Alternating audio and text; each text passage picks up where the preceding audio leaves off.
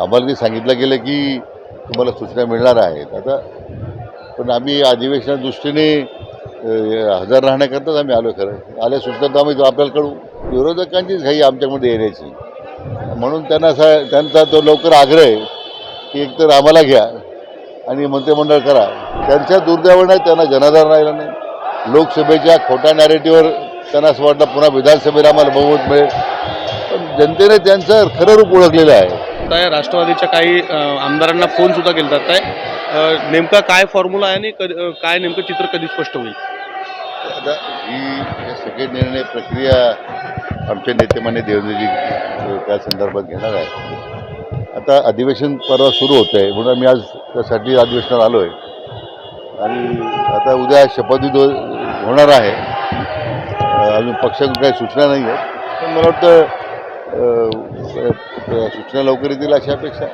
काही लोकांना फोन चालले खरं आहे की फक्त अफवा आहे काय? नाही, असं आहे की माझ्याकडे ती कल्पना नाही, कारण आम्हाला जे सांगितलं गेलं की तुम्हाला सूचना मिळणार आहेत. आता पण आम्ही अधिवेशनाच्या दृष्टीने हजर राहण्याकरताच आम्ही आलो. खरं आल्या सूचना तर आम्ही आपल्याला कळू. काय नेमकं फॉर्म्युला असेल सर? हे मला काहीच कल्पना नाही. कुठेतरी विरोधक आरोप करत आहे बहुमत आहे तरी मंत्रिमंडळ अजून स्थापित होत नाही, 22-23 दिवस होत आहे. काय सांगाल विरोधकांना? नाही, विरोधकांचीच घाई आमच्यामध्ये येण्याची, म्हणून त्यांचा तो लवकर आग्रह आहे की एकतर आम्हाला घ्या आणि मंत्रिमंडळ करा. असं उद्या असलं पाहिजे. विरोधकांचा जनाधार संपलेला आहे दुर्दैवानं महाराष्ट्रामध्ये.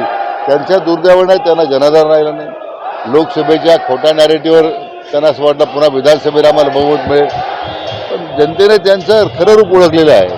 आणि आता विरोधकांना कायमस्वरूपी घरी बसवण्याचा जनादर या निवडणुकीत जनतेने दिलेला आहे. कोण विरोधक आहे जे संपर्कात आहे असं म्हणजे काही नावं सांगू शकाल? नाही, मग सांगण्याची आवश्यकता नाही. वर्तमानपत्रामध्ये आपण रोज वाचतोच आहे.